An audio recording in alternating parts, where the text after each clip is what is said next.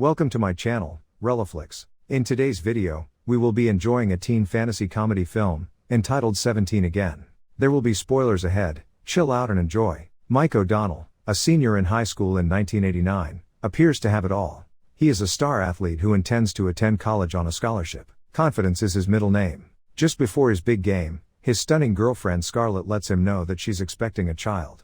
Mike gives up everything to be with her and the child in the middle of the game. In the present, Mike is staying with Ned, an extremely wealthy high school friend. Scarlett has kicked Mike out of the house. He can be seen becoming irritated by Ned eating Cap'n Crunch while having breakfast. The bright side is that he is going to be promoted to regional sales manager after 16 years on the job. He's out of luck once again.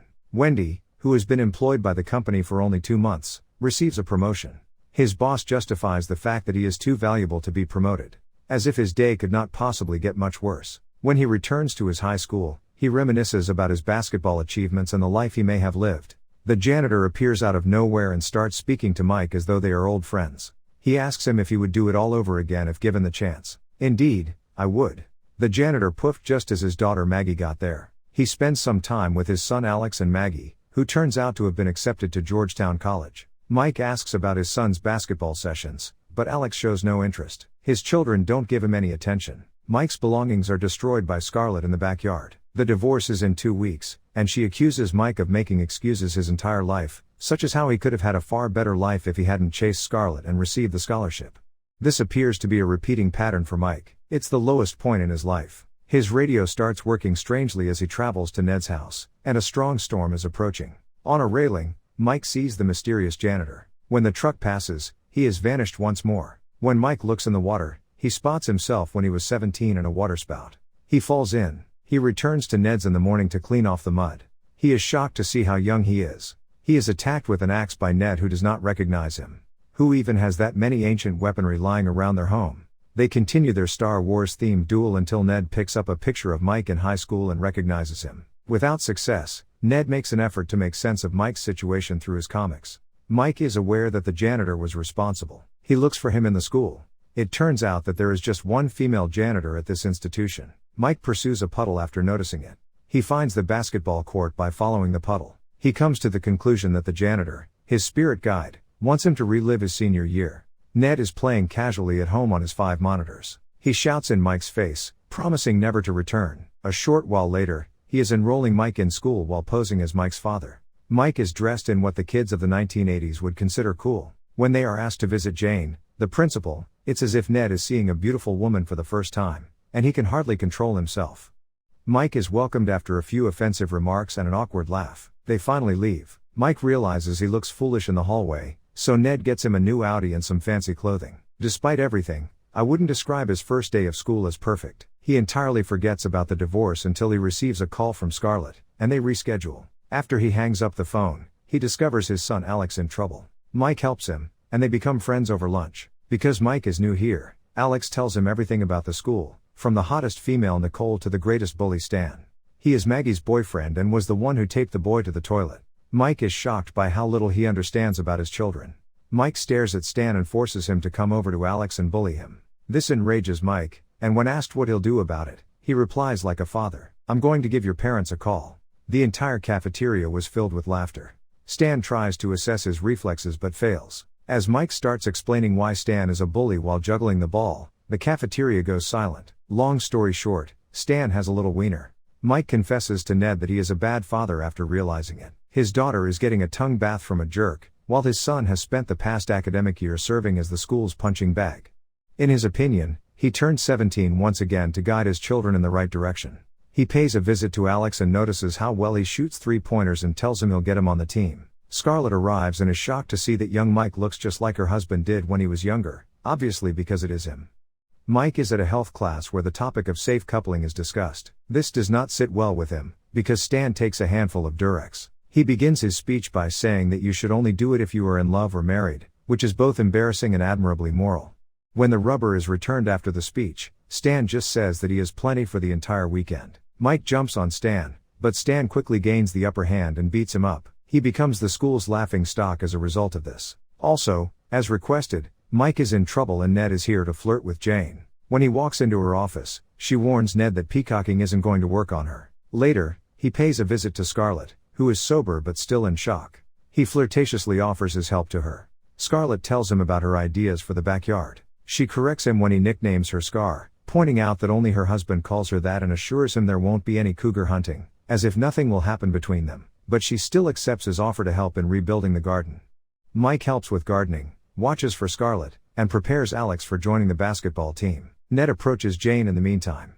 Alex joined the team after passing the tryouts. The backyard has been renovated and is no longer what it was. Scarlett informs him she needs to get ready since she has a date, to which he responds that because she is a great dancer and has a movable body, it is slightly inappropriate.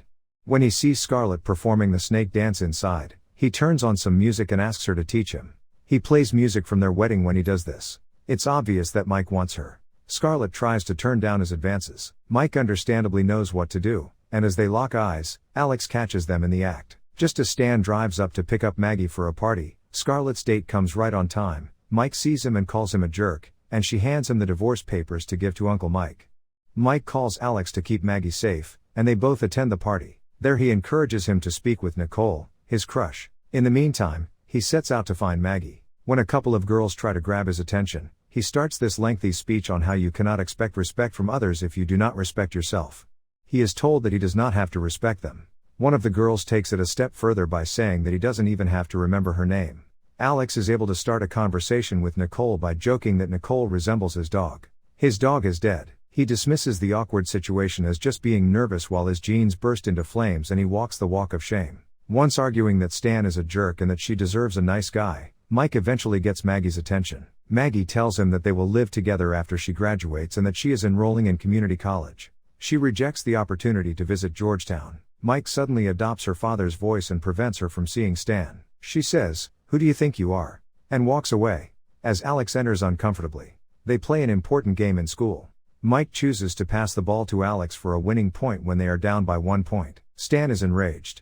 Nicole congratulates Alex in a friendly yet awkward way. Ned continues to look for Jane. He offers to take her on a date, but when she rejects, he offers to purchase each student a laptop if she accepts. She cannot turn the kids down, and the date will go ahead as long as he stops acting inappropriately and giving gifts. Mike sees that Ned striked a date, so he throws a party at his house. Later, he sees Maggie crying and consoles her, saying, "What a surprise, Stan dumped her." While he is uncomfortable near to her, he makes her a speech about how one day she will meet her soulmate. Mags then begins to fall in love with her father, who is then 17 years old. A speedy recovery from her broken heart. Mike's celebration is open to the entire school. Nicole and Alex get along nicely. Ned is having fun with Jane in the meantime. He admits to her that he's a nerd and that he doesn't know how to act normally, with a Lord of the Rings reference thrown in for good measure. Jane continues with his reference. As they begin speaking in the Elvish dialect, they realize they are meant to be together. Stan tries to apologize to Maggie once again at the gathering. She rejects him and says she is now dating someone else. Mike tries to attack Stan, but he misses, and Stan knocks him out. On Maggie's lap, Mike awakens and starts speaking gibberish. She is aware of his reasons for opposing her relationship with Stan because Mike liked him. She begins a game with him in which she is the lion and he is the gazelle. He makes an attempt to claim that he is in love with someone else, but when she questions him, he is unable to respond. The dinner between Jane and Ned comes to an happy ending.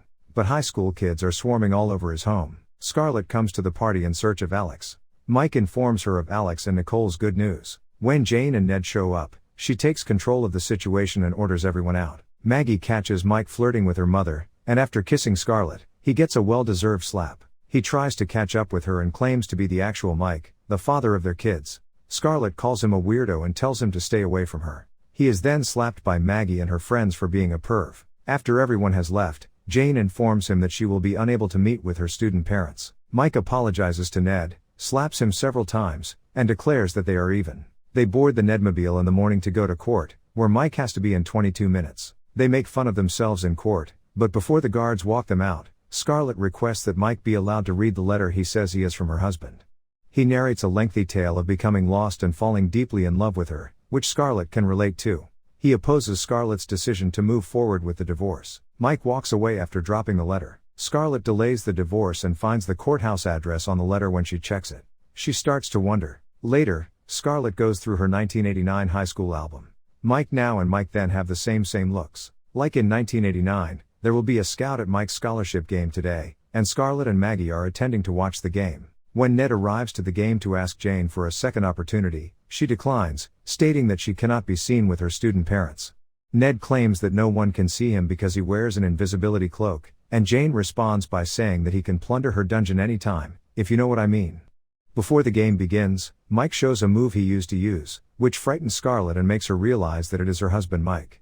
Mike stops again, holding the ball in his hands. When he sees Scarlet leave, he rushes after her, hinting that if given the chance, he wouldn't change a thing and would love to be with her all over again. The best choice Mike has ever made was to go with Scarlet, he just forgot about it. He makes an effort to explain to her the 17-year-old issue and his desire to live out the rest of his days with her. They reunite. Thanks for watching. Please subscribe to our channel to get notified whenever we publish the next recap. Till then, take care. See you next time.